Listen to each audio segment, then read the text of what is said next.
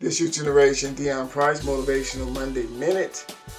This part 2 goes directly to the parents, the mentors, or any youth worker, or anyone that has a young person in their home and they're mentoring, they're living with them, they're trying to get them out on their own and develop them independence.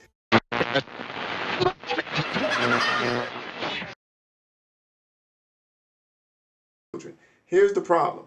Too many young people now are taking advantage of that situation and they're not developing their independence. Mainly whether they're living with their parents, family members, or whoever. What's happening is we have become too complacent, allowing these young adults to live in a situation and we're not holding them accountable. I've been working with a lot of young people, mentors and foster youth and close individuals, and working with these individuals, trying to find out what's the problem. And I'm learning that a lot of these young people are just taking advantage of the situation. And we as parents are showing too much love for them. Showing way too much love, allowing them to get away with too much, allowing them to live in your household without contributing, without showing you some accountability of what they're trying to do in terms of developing their independence. And what it's doing is developing a lot of irresponsible young adults that's taking advantage of the situation. Now you got young people in this generation, 25, 28, 30 years old, still living off of someone else. And part of it is us as adults, as Bernie Mac said, we done turn into some punk ass parents, and it don't make no more fucking sense. So we really got to take a step back, and there is a thing called showing too much love, and this is where it gets a little controversial because mainly, in my experience, it's female mothers who are showing way too much love for their sons, allowing their sons to take advantage, doing their cooking, cleaning, taking care of them, nurturing. By nature, you have that in you. But at the same time, it's enabling these young men from growing into manhood, and it's creating a generation of sorry-ass men. I cannot put it any straighter than that. I got to put it out there because I work with many of them right now within my reach. I'm working with them, and they're in that same situation.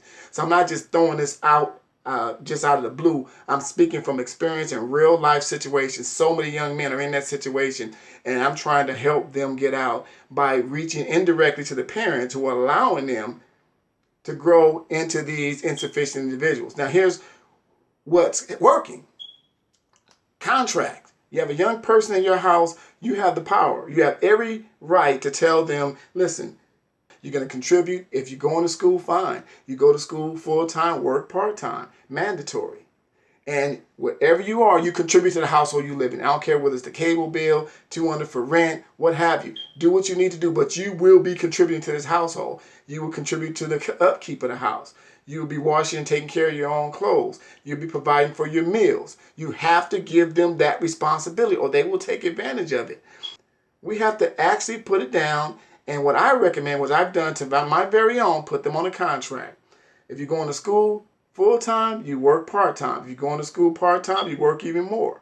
But at the end of the day, you will contribute. This is how much you're going to contribute to rent. This is how much you're going to contribute to the bills. This is how much you're going to contribute to your food. You have to put them on a written contract because you have the power. This is your home. You're the head of the household. You have to take control. You have to allow them to live under your rule under these conditions. Otherwise, they will take advantage. Why would they leave? I have a young man who's almost 30 years old. He has a part-time job. He has darn near a closet full of expensive tennis shoes, and he's not contributing to the household he's living in. Yet the parents that he's living with are complaining about he ain't trying to go nowhere. Well, why would he? He's living in a lap of luxury. you setting him up for that. So what we're doing, we're contributing and enabling them to not grow. So we as parents and mentors or whoever's working with these young adults, we have to nurture them into adulthood and responsibility. Some people think it's harsh.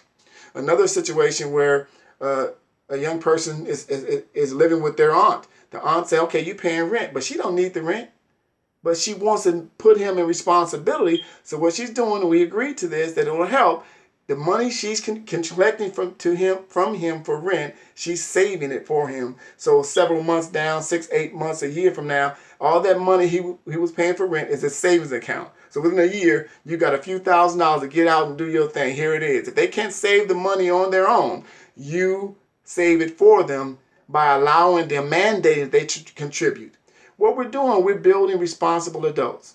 And at the same time, you can also mandate that they take financial responsibility classes, financial management classes, financial literacy classes, life skills classes. If they're having trouble maintaining employment, there's employment development classes. You can mandate that they take these classes, or if you teach it to, if you have the ability to teach it to them yourselves, or there's so many resources. This Youth Generation is an organization that does that for young people, teaching them employment development classes, financial literacy, all those things. We have resources for them. So if you need one, you have access to it at the end of this video. But at the end of the day, parents have to contribute to helping young people grow. This Youth Generation, Deon Price, just a humble servant trying to make a difference.